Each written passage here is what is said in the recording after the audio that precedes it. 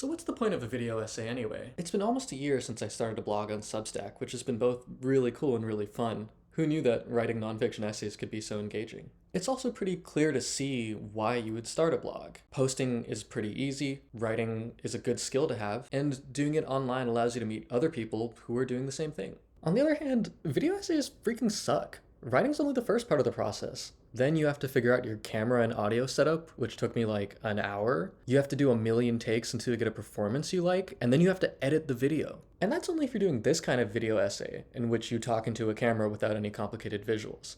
This isn't even scripted, and it's taking me forever to do. On the consumer side of things, a video essay cannot be the best way to learn. I mean, seriously, read a book, read a news article, watch a documentary? I don't know. But here I am making a video essay. I just feel like there's something special about the video essay in my heart, sure, but also in reality. There's a reason this format has taken over the internet by storm. There's a reason why there's so many popular TikToks of people, like selfieing into their phones, and so many videos like this that are just people talking to a camera.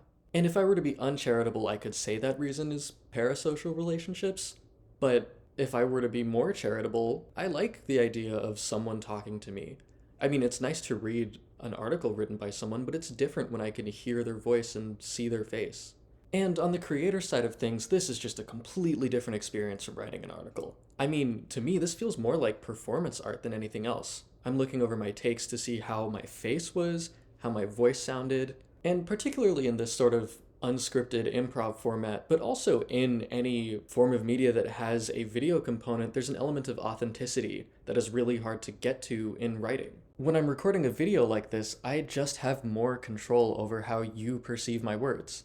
I can vary my tone, I can place emphasis on different words, I can stress different parts of sentences, and I can sort of approximate those things using italics and bolding in writing, but it's just not the same. And especially with the advent of AI, now that text is so easy to generate, I feel like there's something important about having a face and a physical body, and not just being a disembodied voice behind words on a screen. Is this like a vitally important skill to have? Nah, dude. A lot of people go through life without ever making a single video essay, and there are other ways to hone your communication skills. But if you're like me, and you always kind of thought about making video essays but never really had the gumption to go through with it, well, this is your call. I think you should do it. I've been wanting to do this for a really long time.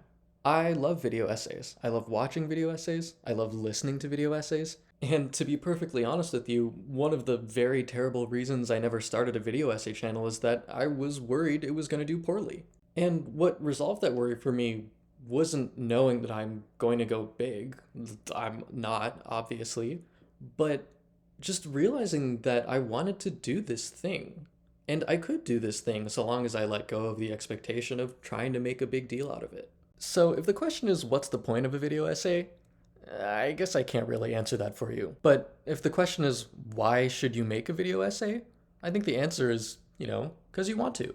Oh, actually, one thing I forgot to mention. I think it is really important for everyone to get comfortable listening to their voice and looking at their own face on camera. That's just a good thing to be able to do.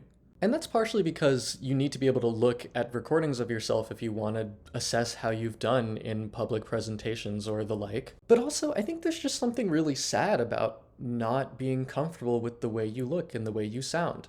I took a long time to get used to this. I was in TV video production in high school, and I think it was really great for me and my self-esteem because I was forced to look at videos of myself speaking and listen to my stupid nasally voice just so often that it kind of became routine for me. I stopped seeing myself and my image as something that I was supposed to judge and started seeing it just as a thing that was a part of me.